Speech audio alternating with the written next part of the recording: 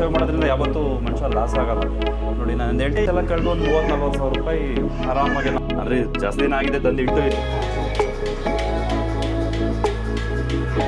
ಅಂತೇಳಿ ಆಮೇಲೆ ಸೆಮೆನ್ ಮಾಡಿ ಇದು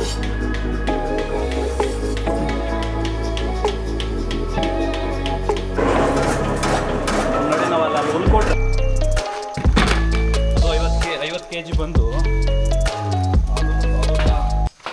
ನಮಸ್ಕಾರ ಸ್ನೇಹಿತರೆ, ನಾವು ಇವತ್ತು ನಮ್ಮ ಹಳ್ಳಿಲಿದ್ದೀವಿ.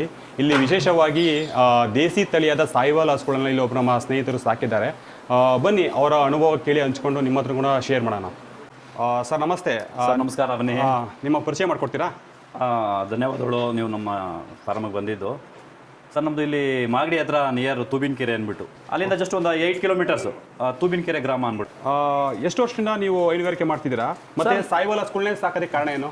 ಸರ್ ನಾವು ಈ ಬ್ರೀಡಿಂಗ್ಗೆ ಬಂದು ಅಂದರೆ ಒಂದು 5 ಇಯರ್ಸ್ ಆಗಿದೆ. ಒಂದು 5 ವರ್ಷಗಳಿಂದ ಈ ಹಸುಗಳು ಸಾಕಾಣಿಕೆ ಮಾಡ್ತಾ ಇದ್ದೀವಿ. ಮತ್ತು ಸಾಯಿವಾಲ್ ಹಸುಗಳನ್ನೇ ಸಾಕೋ ಕಾರಣ ಏನು? ಸರ್ ಅಂದರೆ ಇದು ಈಸಿ ಮೇಂಟೆನೆನ್ಸು. ಮತ್ತು ಇದೇ ಬ್ರೀಡ್ ಏನಪ್ಪ ಅಂದರೆ ಇದ್ರೊಳಗೆ ಈ A2 ಮಿಲ್ಕ್ ಅನ್ನೋದು ಇದೊಂದೇ ಸಾಯಿವಾಲ್ ಅಂತೇನಲ್ಲ. ಈ ಕಾಂಕ್ರೇಜ್ ಬರುತ್ತೆ, ರಾಟಿ ಬರುತ್ತೆ, ಮತ್ತು ಈ ನಮ್ಮ ಮಲೆನಾಡು ಗಿಡ್ಡಗಳು ಹಸುಗಳು ಬರ್ತವೆ, ಗಿರ್ ಹಸುಗಳು ಬರ್ತವೆ, ಕಾಂಕ್ರೇಜ್ ಹಸುಗಳು ಬರ್ತವೆ. ಅಂದರೆ ಈಗ ಸ್ವಲ್ಪ ಇರೋ ಬ್ರೀಡ್ಗಳಲ್ಲಿ ಸಾಯಿವಾಲು ಒಂದು ಹಾಲು ಆಗಲಿ ಮತ್ತು ಒಂದು ಹೊಂದಾಣಿಕೆ ಆಗಲಿ ಸ್ವಲ್ಪ ಚೆನ್ನಾಗಿರೋದ್ರಿಂದ ಈ ಬ್ರೀಡ್ನ ಸೆಲೆಕ್ಷನ್ ಮಾಡ್ಕೊಂಡಿದ್ದೀವಿ. ಮತ್ತು ನಮ್ಮಲ್ಲಿ ನಾಟಿ ಹಸುಗಳು ಸಿಗ್ತವೆ. ನಮ್ಮದು ಹಳ್ಳಿಕಾರ ಏನಿದೆ ಅಂದರೆ ಸ್ವಲ್ಪ ಹಾಲು ಕಡಿಮೆ ನೀಡೋದ್ರಿಂದ ಈ ಹಸುಗಳು ನಮಗೆ ಉತ್ತಮ ಆಯ್ಕೆ ಆಗಿದೆ. ಸದ್ಯಕ್ಕೆ ನಿಮ್ಮ ಬಳಿ ಒಟ್ಟು ಎಷ್ಟು ಹಸುಗಳಿವೆ ಮತ್ತು ಅವನು ಎಲ್ಲಿಂದ ತಂದಿದ್ದೀರಾ? ಸರ್ ನಮ್ಮಲ್ಲಿ ಈಗ ಜಸ್ಟ್ ನೋಡಿ ಟೋಟಲ್ ಒಂದು 7 ಹಸುಗಳಿದೆ. ಒಂದು 7 ಹಸುಗಳು ಇದೆ. ನಾವು ಇದನ್ನೆಲ್ಲ ಆಲ್ಮೋಸ್ಟ್ ಏನು ಮಾಡ್ತೀವಿ ಅಂದರೆ ಈ ರಾಜಸ್ಥಾನ ಶ್ರೀ ಗಂಗಾನಗರ ಏನಿದೆ, ಪಂಜಾಬ್ ಮತ್ತು ರಾಜಸ್ಥಾನ್ ಬಾರ್ಡರ್ ಏನಾಗಿದೆ ಶ್ರೀ ಗಂಗಾನಗರಿಂದನೇ ಅಲ್ಲಿಂದನೇ ತೊಗೊಂಬರ್ದು ಹೋಗಿ ನಾವು. ಆ ಥರ ಏನಿಲ್ಲ. ಈಗ ಹಸುಗಳು ಶೆಡ್ಡಲ್ಲಿ ಇರೋದ್ರಿಂದ ನಾವು ಈಗ ಕಣ್ಮುಂದೆ ಹಸುಗಳು ಗಲೀಜು ಮಾಡ್ಕೊಳ್ಳೋದು ನಮಗೂ ಇಷ್ಟ ಆಗಲ್ಲ. ನಾವು ಈ ಹಸುಗಳನ್ನ ನಾವು ತುಂಬ ಪ್ರೀತಿಯಿಂದ ನೋಡ್ಕೋತಾ ಇರೋದ್ರಿಂದ ನೋಡಿ ಆಲ್ಮೋಸ್ಟ್ ನಮಗೆ ಶೆಡ್ಡು ಸ್ವಲ್ಪ ನೀಟಾಗಿರಬೇಕು. ಬೆಳಗ್ಗೆ ಒಂದು ಟೈಮ್ ನೀಟಾಗಿ ವಾಶ್ ಮಾಡ್ತೀವಿ. ವಾಶ್ ಮಾಡಿ ನೀಟಾಗೆಲ್ಲ ತೊಳೆದು ಹಸುಗಳಿಗೆ, ಯಾಕಂದರೆ ಈಗ ನಾವು ಇದಕ್ಕೆ ಹಸುಗಳನ್ನಂತೂ ಜಾಸ್ತಿ ತೊಳೆದಕ್ಕೆ ಹೋಗಲ್ಲ. ಯಾವ ಮಲ್ಕೊಳ್ಳೋ ಜಾಗ ಶೆಡ್ ಅಂತೂ ಡೈಲಿ ನೀಟ್ನೆಸ್ ಇರುತ್ತೆ. ನಮ್ಮದು ಶೆಡ್ನ ಡೈಲಿ ನೀಟ್ನೆಸ್ ಮಾಡ್ಕೋತಾ ಇರ್ತೀವಿ ನಾವು. ಮತ್ತು ಹಸುಗಳಿಗೆ ಕೈ ತಿಂಡಿ ಅಂತ ಏನೇನು ಕೊಡ್ತೀರಾ ಸರ್ ನೀವು? ಜಸ್ಟ್ ಕೈ ತಿಂಡಿ ಅನ್ನೋದು ಸರ್ ಬನ್ನಿ ಇಲ್ಲ ಒಂದು ಸ್ವಲ್ಪ. ಈ ಕೈ ತಿಂಡಿ ಅಂದರೆ ಈ ನಮ್ಮದು KMF ಏನು ಬರುತ್ತೆ, ಈ ನಂದಿನಿ ಫೀಡ್ಸು ಏನು ಬರುತ್ತೆ ನೋಡಿ, ಇದು ತೋರಿಸಿ ಕಾಣ್ತಾ ಇದೆಯಲ್ಲ, ಕಂಟೆಂಟ್ಸ್ ಏನಂತೀವಿ, ಇದು ಸಿಗೋದ್ರಿಂದ ಇದನ್ನು ಒಂದು 20-25% ಗೋಧಿ ಬೂಸ ಕೊಡ್ತೀವಿ, ಒಂದು 50% ಮೆಕ್ಕೆಜೋಳದ್ದು ಕೊಡ್ತೀವಿ. ನಂತರ ಇದು ಒಂದು 25ರಿಂದ ಇದು ಫ್ಯಾಟ್ ಕಂಟೆಂಟ್ಸ್ ಇರೋದ್ರಿಂದ ಹಿಂಡಿ ಹಾಕ್ತೀವಿ. ಇದ್ರ ಜೊತೆಗೆ ಈ ಎಲ್ಲ ಈ KMF ಈ ಎಲ್ಲ ಸೇರಿ ಇದ್ರೊಳಗಡೆ ಎಲ್ಲ ಥರನೂ ಅವರು ಮಾಡಿರ್ತಾರೆ. ಇದನ್ನು ನಾವು ಸರಾಸರಿ ಒಂದು ಅದ್ರ ಜೊತೆಗೆ ಸೇಮ್ ಅದನ್ನೆಲ್ಲ ಏನು ಕೊಡ್ತೀವಿ, ಅದ್ರ ಜೊತೆಗೆ ಇದನ್ನು ಸ್ವಲ್ಪ ಕೊಡ್ತೀವಿ. ಅಂದರೆ ಜಸ್ಟ್ ಇದ್ರೊಳಗೆ ಏನಿರೋದು ನಮಗೂ ಅಷ್ಟೊಂದು ಸ್ವಲ್ಪ ಡೌಟ್ ಇರೋದ್ರಿಂದ ನಾವು ಆಲ್ಮೋಸ್ಟ್ ಹಸುಗೆ ಬೇಕಾದೆಲ್ಲ ಕೊಡ್ತೀವಿ. ಅದ್ರ ಜೊತೆಗೆ ಇನ್ನೂ ಯಾಕಂದರೆ ಇದಕ್ಕೆ ಇನ್ನೂ ಆ್ಯಡೆಡ್ ಜಾಸ್ತಿ ಇರುತ್ತೆ. ಈ ಕೆಲವು ಈ ಬೆಲ್ಲ, ಉಪ್ಪು, ಮಿನರಲ್ ಮಿಕ್ಸರ್ ಆ ಥರ ಏನೇನು ಇರುತ್ತೆ ಅದನ್ನೆಲ್ಲ ಹಸುಗೆ ಬೇಕಾದೆಲ್ಲ ಅವರು ಹಾಕಿ ತಯಾರಿಸಿರೋದ್ರಿಂದ ಇದನ್ನು ನಾವು ಹಸುಗಳಿಗೆ ಕೊಡ್ತೀವಿ.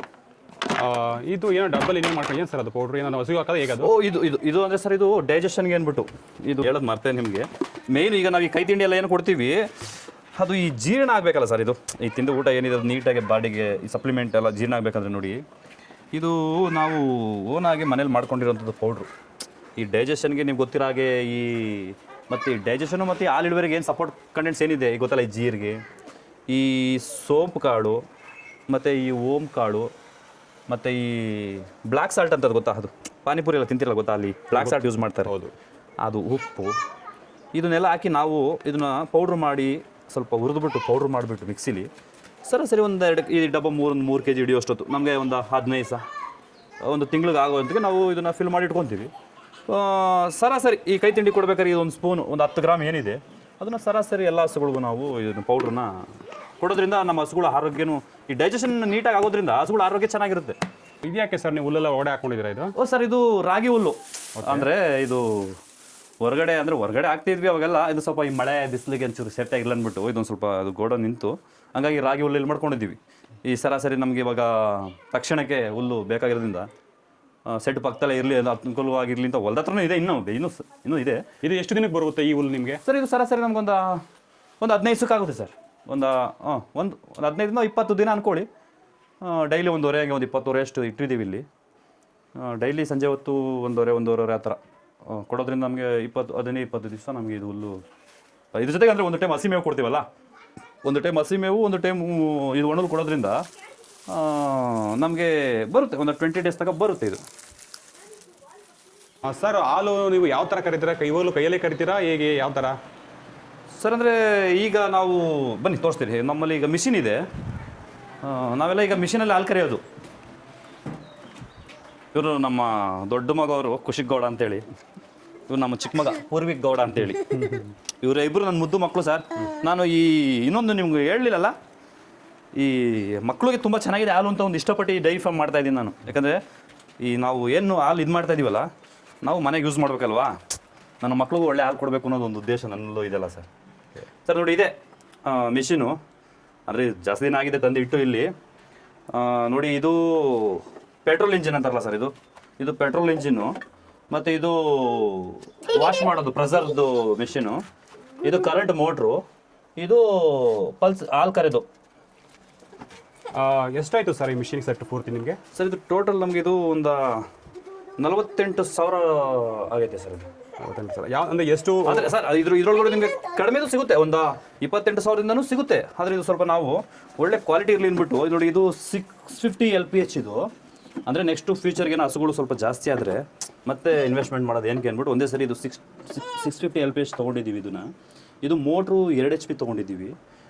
ಮತ್ತು ಇದು ಮಾಮೂಲಿ ಇದು 6.5 HP.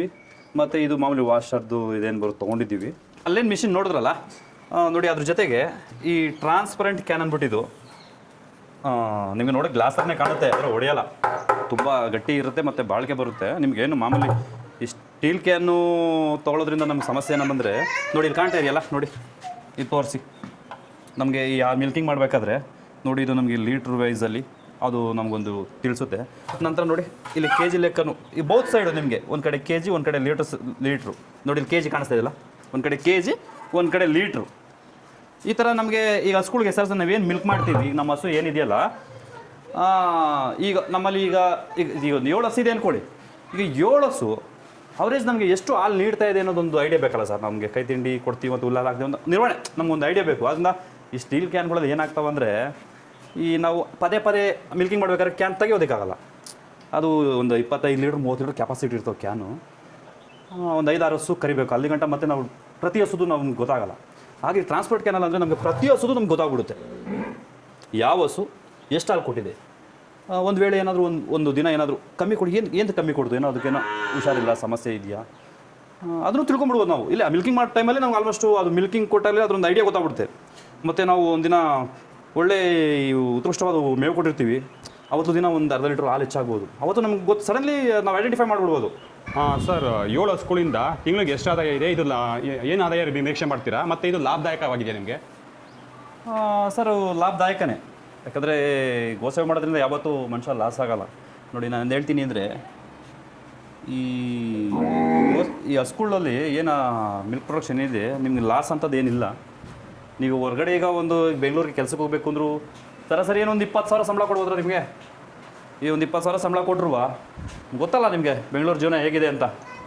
ಊಟ ತಿಂಡಿ ಮನೆ ಬಾಡಿಗೆ, ಅದು ಫ್ಯಾಮಿಲಿ ಇದ್ರಂತೂ ನೀನು 30,000 ಸಂಬಳ ತೊಗೊಂಡ್ರು ಕಷ್ಟನೇ. ಅದರಿಂದ ಈಗ ಇದು ನೋಡಿ, ಇದು ನಮ್ಮ ಸ್ವಂತ ಉದ್ಯಮ ಆಗಿರೋದ್ರಿಂದ ಇದ್ರೊಳಗಡೆ ನಮಗೆ 7 ಹಸುವಿಂದ ಲಾಭದಾಯಕನೇ. ಈಗ ನಾವು 7 ಹಸುಗಳು ಮಿಲ್ಕಿಂಗ್ ಮಾಡಿಲ್ಲ ಅಂದ್ರೂ ಅಂದರೆ ನಮ್ಮಲ್ಲಿ ಪ್ರೆಗ್ನೆಂಟ್ ಹಸುಗಳಿದೆ, ಹಾಲು ಹಸುಗಳಿದೆ. ನೋಡಿ, ಇದು ಪ್ರೆಗ್ನೆಂಟ್ ಇದೆ, ಅದು ಹಾಲು ಹಸು ಇದೆ. ಇದು ಮಿಲ್ಕಿಂಗ್ ಹಸು ಇದೆ, ಅದು ಪ್ರೆಗ್ನೆಂಟ್ ಇದೆ. ಸರಾಸರಿ ಈಗ 4 ಹಸು ಇಟ್ಕೊಳ್ಳಿ ನಾವು ಆ ಮಿಲ್ಕಿಂಗ್ ಹಸು ಹಾಲುಗಳು. ಬೆಳಿಗ್ಗೆ ಒಂದು ಅವರೇಜು 5 ಲೀಟ್ರ್ ಹಂಗೆ ಹಾಕೋರಿ, ಒಂದು 20 ಲೀಟ್ರು, ಸಂಜೆ ಒಂದು 20 ಲೀಟ್ರು. ನಮಗೆ ಅವರೇಜು ಬೆಳಗ್ಗೆ 1,000, ಸಾಯಂಕಾಲ 1,000 ಆದರೂ ಡೈಲಿ 2,000 ರೂಪಾಯಿ ಸಂಬಂಧ ಇರುತ್ತೆ. ಹೋಗ್ಲಿ ಅಂದ್ಕೊಳ್ಳಿ, ಈಗ ಒಂದು ಟೈಮ್ದು 1,000 ರೂಪಾಯಿ ಹಸುಗಳ ನಿರ್ವಹಣೆ ಮನೆ ಖರ್ಚು ಅಂತ ಹೋದ್ರೂ ಒಂದು ಟೈಮ್ದು ಉಳ್ಕೊಂಡ್ರು ತಿಂಗಳಿಗೆ.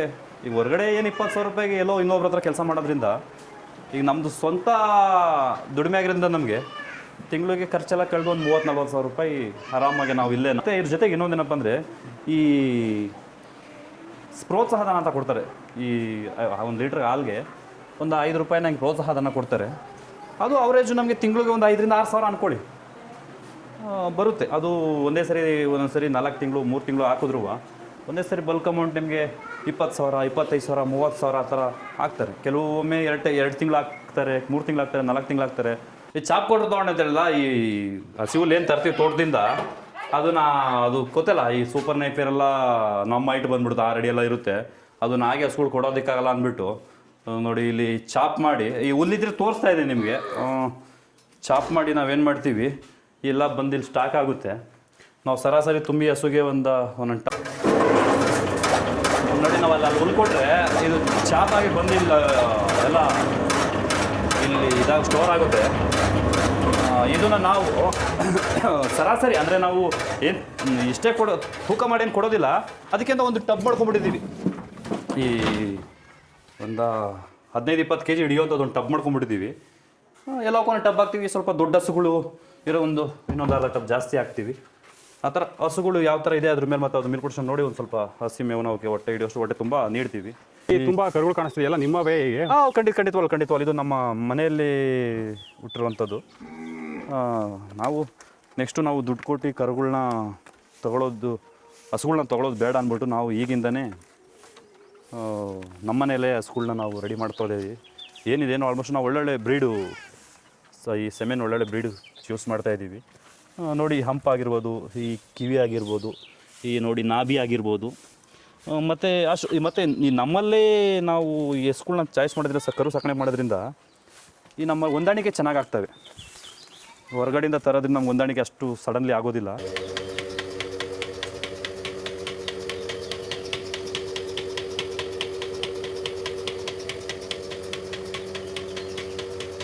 ಹಸುಗಳು ಆ ಥರ ಇಲ್ಲ.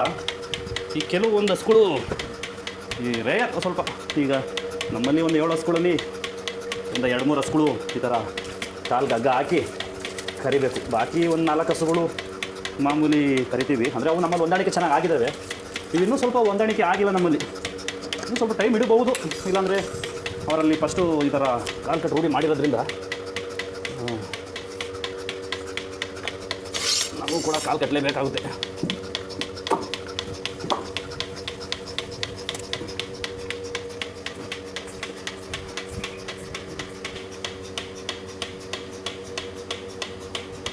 ಬೇರೆಯವರು ಕೂಡ ಯಾರು ಕೈಯಲ್ಲಿ ಕರೀತಾರೆ ಈ ಥರ ಸಾಯಿವಾಲು ದೇಸಿ ರೂಢಿ ಅಂತ ಬಂದಾಗ ನೀವು ಹೇಳ್ದಂಗೆ ಕೈಲಿ ಕರಿಯೋದು ಉತ್ತಮನೇ. ಅಂದರೆ ಈ 1-2 ಹಸು ಇಕ್ಕಿರೋರು ಅದು ಕೈಯಲ್ಲಿ ಕರ್ಕೊತಾರೆ. ಮತ್ತು ಈ ಸ್ವಲ್ಪ ಮನೇಲಿ ಜಾಸ್ತಿ ಜನಗಳಿದ್ರು ಒಂದು ಸೈಡ್ ಕರ್ಕೊಬೋದು. ಈಗ ನಾವು ಒಬ್ಬರೇ ಹಾಲು ಕರೆಯೋದ್ರಿಂದ ಈಗ ಸರಾಸರಿ ಒಂದೊಂದು ಸರಿ 10 ಹಸುಗಳು ಇರ್ತವೆ, ಕೆಲವು ಸರಿ 7 ಹಸುಗಳು ಇರ್ತವೆ, ಕೆಲವು ಟೈಮು 7 ಹಸುಗಳು ಮಿಲ್ಕಿಂಗ್ ಮಾಡಬೇಕಾಗುತ್ತೆ. ಆ ಸಮಯದಲ್ಲಿ ಸ್ವಲ್ಪ ಒಬ್ಬರೇ ಮಿಲ್ಕಿಂಗ್ ಮಾಡೋಕ್ಕೂ ಸ್ವಲ್ಪ ಜಾಸ್ತಿ ಆಗುತ್ತೆ. ಆದ್ದರಿಂದ ಈಗೆಲ್ಲ ನಾವು ಕಾಲಕ್ಕೆ ತಕ್ಕಂತೆ ಬದಲಾಗಬೇಕಲ್ಲ, ಹಾಗಾಗಿ ನಾವು ಈಗೆಲ್ಲ ಮಿಷಿನ್ ತೊಗೊಂಡಿದ್ದೀವಿ. ಸ್ವಲ್ಪ ಸ್ಟಾರ್ಟಿಂಗ್ ಟೈಮಲ್ಲಿ ಸ್ವಲ್ಪ ಅವು ಒಂಚೂರು ಮಿಲ್ಕ್ ಪ್ರೊಡಕ್ಷನ್ ಕಮ್ಮಿ ಮಾಡ್ತವೆ, ಎದುರುತ್ತವೆ. ಕೆಲವು ಒಂದು 15-20 ದಿನ ಸ್ವಲ್ಪ ಸಮಸ್ಯೆ ಆಗುತ್ತೆ, ಆಗಲ್ಲ ಅಂತೇನಿಲ್ಲ. ಅವು ಹೊಂದಾಣಿಕೆ ಆಗೋ ಗಂಟ ಸ್ವಲ್ಪ ಹಾಲು ಕಡಿಮೆ ಕೊಡೋದು, ಸ್ವರ ಬಿಡ್ದಲೇ ಇರೋದು, ಮತ್ತು ಹಸು ಎದುರೋದು ಎಲ್ಲ ಮಾಡ್ತವೆ. ನಂತರ ಈಗ ನೋಡಿ ನಮ್ಮವೆಲ್ಲ ಆಲ್ಮೋಸ್ಟ್ ಎಲ್ಲ ಹೊಂದಾಣಿಕೆ ಆಗಿಬಿಟ್ಟಿದೆ. ಈಗ ನಾವು ಮಿಷಿನ್ ಹಾಕಿದ್ರೆ ಹೊಂದಾಣಿಕೆ ಆಗಿಬಿಟ್ಟಿದೆ. ಇವಾಗ ನಾವೇನು ಕೈಯಲ್ಲಿ ಕರಿತೀವಿ ಅದೇ ಫೀಲ್ ಇವಾಗ ಅಲ್ಲಿ ಮಿಷಿನಲ್ಲಿ ಸಿಗುತ್ತೆ.